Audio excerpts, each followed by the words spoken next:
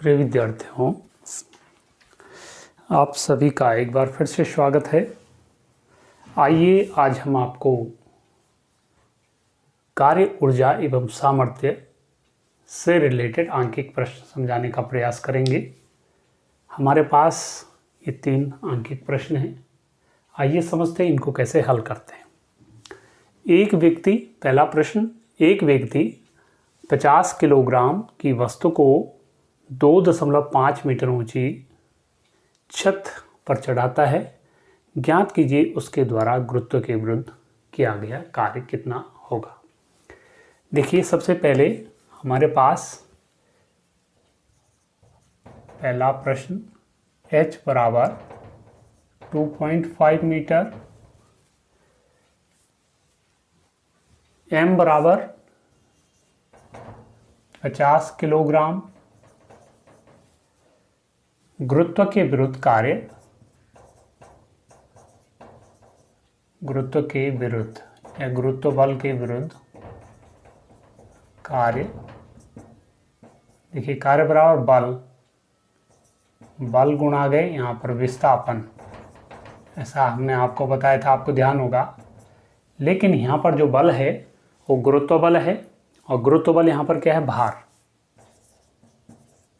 गुणा गए विस्थापन, यहाँ पर क्या हो गई, ऊंचाई h। तो भार यानी mg गुणा गए h।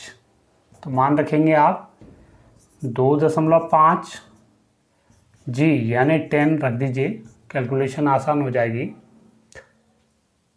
और सॉरी, एक सेकंड गलत हो गया, m यानी 50, g यानी 10 और h हो गया 2.5। तो देखिए ये कितना हो जाएगा, 500 गुणा के 2.5, और फिर देखिए कितना हो जाएगा, 25 पंजे 125, और 2 जीरो भी है 0.1 अंक के बाद, यानी W बराबर 1250 जूल। यानी ये क्या हो जाएगा, गुरुत्व बल के विरुद्ध कार्य करना पड़ेगा। ठीक है, अब आते हैं अगले प्रश्न पे। देखिए, हमारे पास अगला प्रश्न क्या है, पहले इसको समझ लेते हैं। एक गेंद को 10 मीटर ऊंचाई से गिराया जाता है। यदि फर्श पर टकराने के बाद इसकी ऊर्जा में 3% की कमी आ जाती। देखिए, ऊंचाई से हम गिरा रहे हैं, और जब वो फर्श पे टकराएगी तो उसकी एनर्जी लॉस होगी, कुछ 30% की कमी होती है। तो गेंद फर्श पर टकराने के बाद कितनी ऊंचाई तक चढ़ेगी। तो देखिए, हमारे पास कैसे, स्टार्टिंग में h बराबर कितना है, 10 मीटर। ठीक है, h ऊंचाई पर गेंद की जो ऊर्जा होगी, की ऊर्जा mgh यानी स्थितिज ऊर्जा के रूप में होना है उसने h ऊंचाई पर, और ये हो जाएगा mg की जगह 10 और ये हो गया 10, यानी 100 m हो गया। इतना जूल ही आप लिख लीजिए इसको। अब इस ऊर्जा के तहत गेंद जो है नीचे गिरेगी, लेकिन गिरने के बाद यानी ये E हो गया। ठीक है, अब गेंद फर्श पर टकराने से ऊर्जा में कमी, माने ऊर्जा में जो कमी आई, 30% एनर्जी उसकी कम हो जाती है। देखिए, ये दे रखा आपको। ठीक है,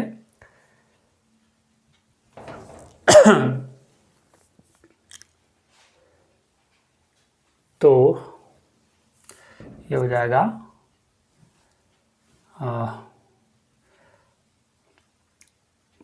30%, 30% ऑफ 100 m, माने इसका जो है 30% हो जाएगा। 30/100 गुणा गए 100 m, तो 100 से 100 कट गए। देखिए 30 m हो गया, यानी इतनी ऊर्जा उसकी बच गई है, ठीक है।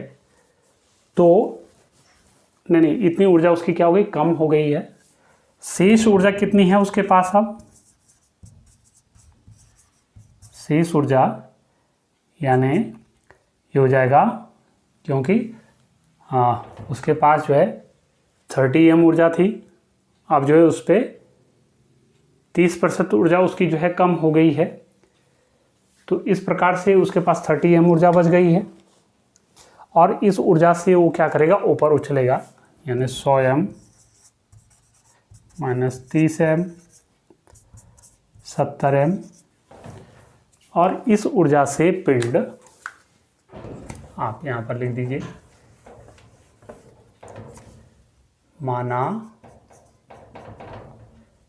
70 m जूल ऊर्जा से पिंड h ऊंचाई चढ़ता है, इतनी ऊंचाई फिर जो है ऊपर चढ़ता है, तो तब क्या हो जाएगा 70 m, चलिए खत्म हो गई।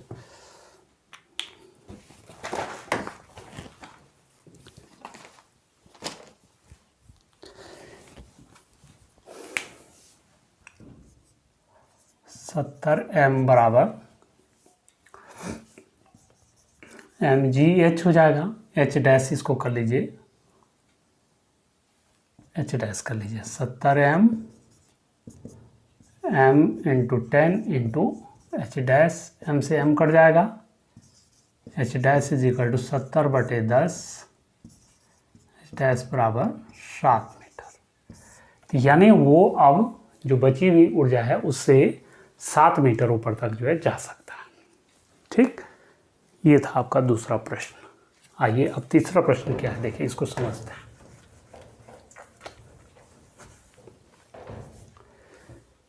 किसी मोटर पंप की सामर्थ्य 2 किलोवाट है। इस पंप द्वारा 10 मीटर ऊंचाई पर स्थित टंकी में प्रति मिनट कितना जल चढ़ाया जा सकता है, ठीक है। हमने इसको निकालना है। तो देखिए सबसे पहले P बराबर सामर्थ्य दे रखी है 2 किलो वाट, यानी 2 गुणा के 10⁻³ वाट, ये जो है शक्ति आ गई। और इस पंप द्वारा 10 मीटर ऊंचाई पर, यानी H बराबर 10 मीटर हो गया, टंकी में प्रति मिनट यानी T बराबर 1 मिनट यानी 60 सेकंड कितना जल चढ़ाया जा सकता है, यानी m बराबर हमें निकालना है, ठीक है। अब देखिए कैसे, P is equal to W/T या mgh, क्योंकि देखिए भार के रूप में ही जो बल लगेगा गुरुत्व बल के विरुद्ध ही आपने h ऊंचाई तक उसके उठाना है, तो mgh हो गया अपॉन T।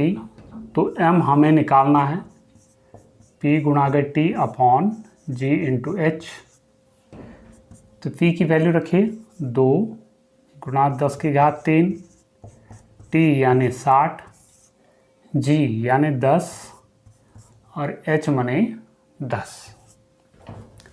तो ये हमने मान रख लिया है। तो देखिए ये कट गया यहाँ से और एक ये भी कट जाएगा, 2 गुणा के ये 100 बच जाएगा यहाँ पर, गुणा के 6, तो 6 दूने 1200 किलोग्राम पानी को आप 1 मिनट में 2 किलोवाट की मोटर से आप उसको 10 मीटर ऊंचाई तक जो है उठा सकते हैं। तो ऐसे ये 3 प्रश्न आपने करने थे। तो मुझे लगता है कि आप इसको समझ गए हैं। चलिए मिलते हैं फिर आगे नए 2 प्रश्नों पर, तब तक के लिए आप सभी का धन्यवाद।